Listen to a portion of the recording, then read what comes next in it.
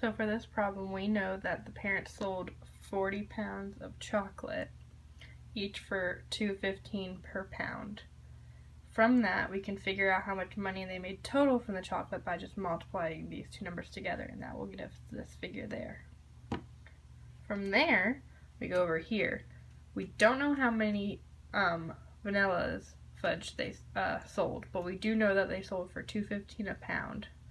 We don't know how much money they made total yet, and we cannot figure that out yet, so we're going to pause there. However, we do know the total amount of money they made was $158.20.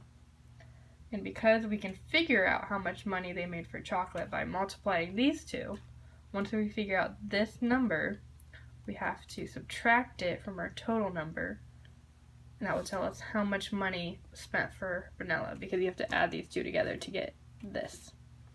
From there, once we know how much money they made total for vanilla, we take this number and divide it by our pounds to find how many of the vanilla fudge they sold.